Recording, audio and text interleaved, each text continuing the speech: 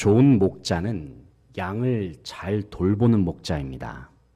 특별히 예수님께서는 예수님 자신을 가리켜서 선한 목자라고 표현하시면서 선한 목자란 어떤 존재인가 이렇게 설명하십니다. 요한복음 10장 11절을 보면 나는 선한 목자라. 선한 목자는 양들을 위하여 목숨을 버리거니와 말씀하셨습니다.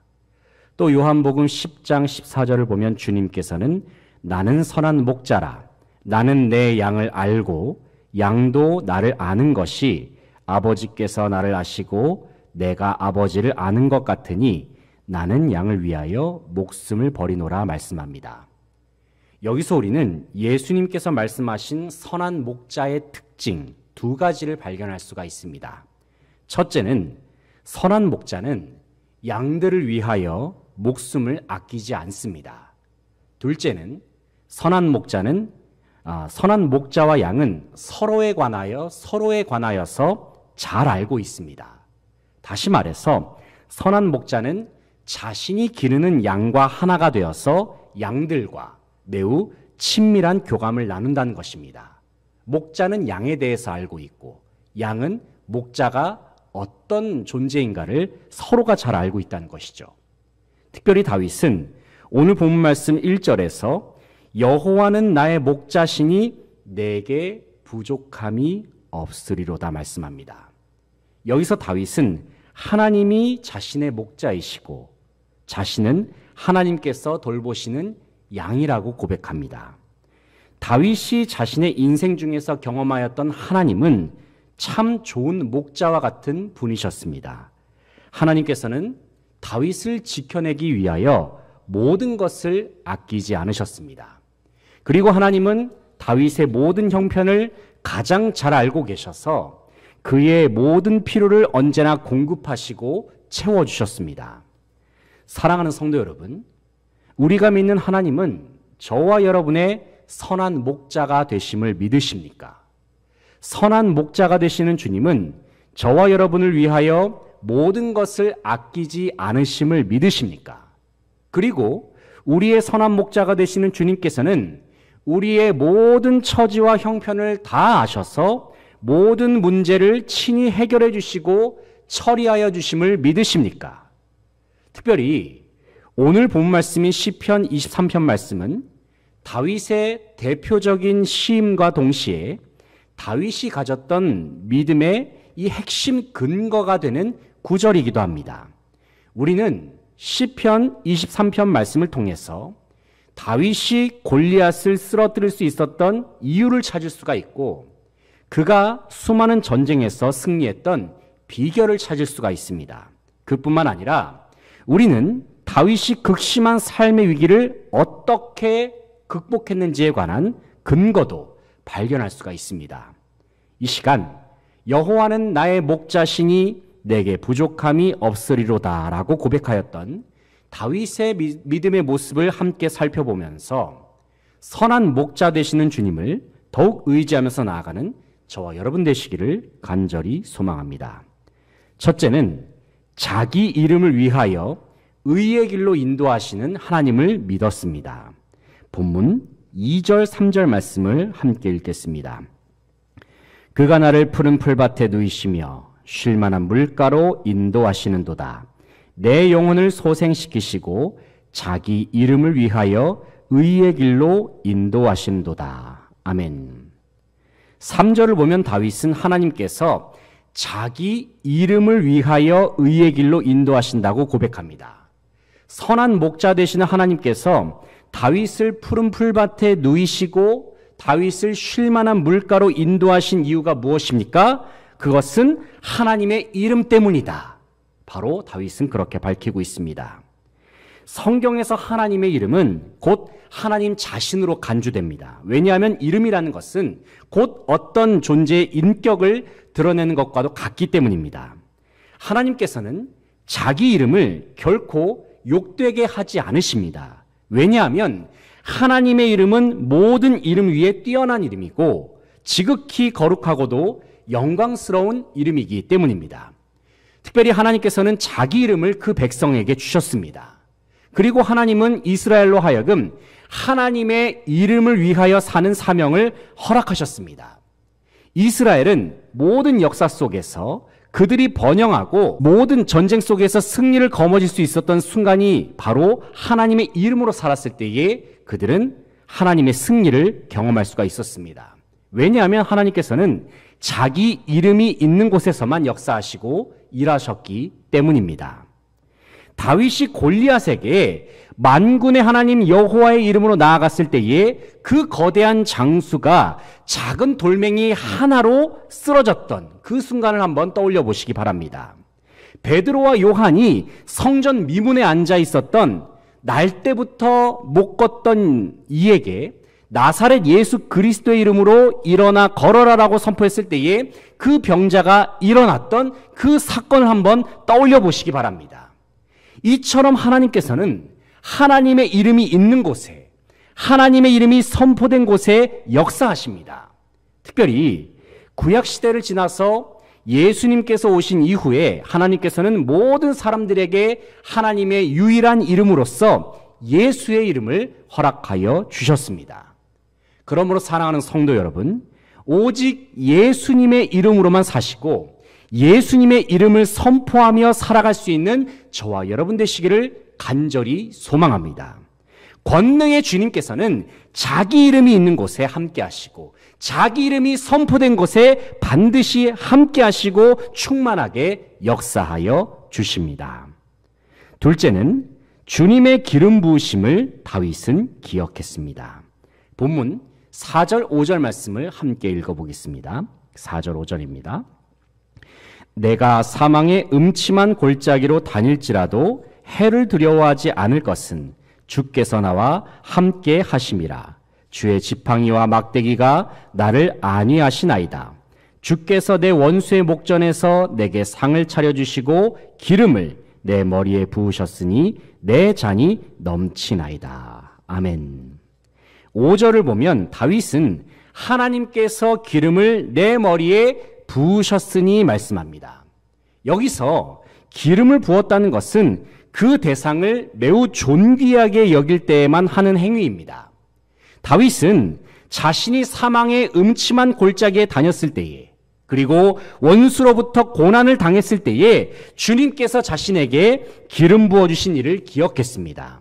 비록 너무나도 힘들고 괴로운 순간을 마주할지라도 그 순간에도 다윗은 나는 존귀한 하나님의 자녀다. 하나님께서 내게 기름을 부어주셨다. 난 영광스러운 하나님의 백성이요 주님께서 세워주신 이스라엘의 왕이다. 누가 뭐라 하더라도 하나님께서 내게 주신 이 정체성은 결코 변하지 않는다. 다윗은 이 생각을 머릿속에 되뇌이고 자신의 마음판에 아로새겼습니다. 그래서 다윗은 아무리 힘들고 어려워도 결코 낙심하지 않았습니다. 왜냐하면 자신을 존귀하게 여겨주시는 변하지 않는 하나님의 사랑, 신실한 하나님의 사랑을 굳게 믿었기 때문입니다. 사랑하는 성도 여러분, 하나님께서는 저와 여러분을 예수님의 이름으로 선택하셔서 존귀한 주님의 자녀로 세워주셨습니다. 특별히 주님께서는 우리의 머리 위에 기름을 부어주셔서 지극히 존귀한 존재, 왕 같은 제사장으로 만들어 주셨습니다. 세상이 변하고 삶의 끝이 다가온다 할지라도 주님께서 우리를 존귀하게 여기시는 가치는 결코 퇴색되거나 변하지 않음을 믿으시기 바랍니다. 주님께서 우리의 머리에 기름을 부어주심으로 우리 각자가 존귀한 존재가 되었음을 기억하시면서 모든 어려움을 잘 극복해 나아가는 성도들 되시기를 간절히 소망합니다. 셋째는 영원한 하나님의 집을 언제나 사모했습니다. 6절 말씀 함께 읽어보겠습니다. 6절 시작. 내 평생의 선하심과 인자하심이 반드시 나를 따르리니 내가 여호와의 집에 영원히 살리로다. 아멘. 6절을 보면 내가 여호와의 집에 영원히 살리로다 말씀합니다. 여기서 여호와의 집은 문자적으로는 하나님의 임재가 거하는 언약궤가 있는 성소를 가리킵니다. 하지만 궁극적으로 여호와의 집은 하나님께서 사시는 영원한 하나님의 나라를 의미합니다. 다윗은 이 세상을 살면서 하늘 아래에 존재하는 땅의 것들만 바라보면서 살지 않았습니다.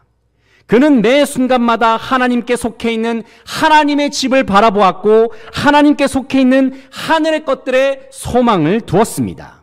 심지어 자신의 눈앞에 대적들이 가득하였던 순간에도 그는 영원한 하나님의 처소를 늘 사모하였습니다. 사랑하는 성도 여러분, 다윗과 같이 하나님의 집을 바라보고 하나님의 것들을 최우선 가치로 여기는 사람은 세상에 속해 있는 것들에 집착하지 않습니다.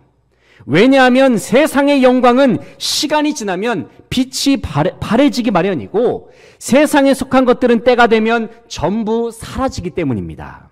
하지만 하나님께 속한 것들은 그렇지 않습니다. 하나님의 나라는 영원하며 하나님의 영광은 무궁합니다. 그뿐만 아니라 주님께 속한 모든 것들은 결코 사라지지 않을 것들입니다. 그러므로 우리는 이 세상을 살면서 언제나 영원한 하나님의 집을 사모할 수 있어야 합니다. 특별히 하나님께서는 예수 그리스도의 이름을 통하여 우리에게 하나님 나라를 선물로 허락하셨습니다. 예수님께서는 누가복음 17장 21절에서 하나님의 나라는 너희 안에 있느니라 말씀하십니다. 동시에 하나님의 나라는 장차 세상의 끝날에 우리에게 완전히 임하는 것이기도 합니다. 베드로후서 3장 12절 13절을 보면은 하나님의 날이 임하기를 바라보고 간절히 사모하라. 그날에 하늘이 불에 타서 풀어지고 물질이 뜨거운 물에 녹아지려니와 우리는 그의 약속대로 의의가 있는 곳인 새 하늘과 새 땅을 바라보도다 말씀합니다. 이처럼 하나님께서는 하나님의 나라를 이미 우리 안에 허락하셨으며 동시에 우리는 마지막 때에 완전히 임할 하나님의 나라를 향하여 한 걸음씩 전진해 나아가고 있습니다. 왜 우리는 하나님의 집을 사모해야 합니까? 왜 우리는 하나님의 나라를 바라보아야 하고 천국을 사모해야 합니까? 왜냐하면 영원한 하나님의 집에는 세상과는 비교할 수 없는 완전한 안식, 영원한 기쁨, 참된 평안, 그리고 주님의 사랑과 공의가 영원 무궁토록 충만하기 때문입니다. 그러므로 사랑하는 성도 여러분, 다윗과 같이 영원한 하나님의 집을 사모하시기로 결단하시기를 소망합니다. 주님께서는 여러분의 귀한 믿음의 발걸음 가운데 주님의 선하심과 인자하심으로 반드시 함께 하시고 동행하여 주실 줄로 믿습니다. 사랑하는 성도 여러분, 한 치 앞도 내다볼 수 없는 세상을 살 때에 때때로 우리의 삶 속에 다가오는 두려움과 불안감을 마주할 때가 있습니다. 하지만 바로 그러한 순간에 이 사실을 꼭 떠올려 보시기 바랍니다. 주님이 나의 목자가 되신다. 주님이 나의 앞길을 인도하신다. 주님이 나를 돌보시고 먹여주신다. 주님이 나를 결코 포기하지 않으신다. 이 사실을 놓치지 마시고 반드시 기억할 수 있는 저와 여러분 되시기를 소망합니다. 특별히 예수님께서는 우리를 향하여 내가 너의 삶을 인도하는 선한 목자다 말씀하십니다. 예수님은 우리를 위해 모든 것을 아낌없이 내어주시는 목자시며 우리와 친밀한 관계를 맺으면서 우리의 형편과 처지를 다 알고 계시는 목자십니다. 선한 목자 되시는 주님은 시편 23편 말씀을 통하여 저와 여러분이 주님의 이름으로 살라고 말씀하십니다. 하나님께서 우리의 머리에 기름을 부어주신 존귀한 정체성을 기억하라 말씀하십니다. 영원한 하나님의 나라를 바라보며 살라고 말씀하십니다. 그리고 주님께서는 이 모든 것을 할 수 있도록 주의 지팡이와 막대기로 우리를 도와주시겠다고 약속하여 주십니다. 그러므로 사랑하는 성도 여러분, 선한 목자 되신 주님께 다시 한번 우리의 인생을 내어 맡기시기를 소망합니다. 주님께 모든 삶을 드릴 때에 우리의 인생길은 모든 것을 채워주시는 하나님으로 인하여 부족함이 없는 인생으로 변화될 줄로 믿습니다. 더 나아가서 우리 모두의 삶은 주님의 선하심과 인자하심으로 인하여 아름다운 하나님의 나라 천국으로 변화된 삶으로 나아가게 될 것입니다. 진정 주님은 우리의 선한 목자가 되십니다. 그러므로 우리의 모든 삶은 더 이상 부족함이 있을 수 없습니다. 이 사실을 날마다 믿음으로 고백하면서 주님께서 예비하신 풍성한 삶의 자리로 나아가는 모든 수지광성의 성도들 되시기를 간절히 소망합니다.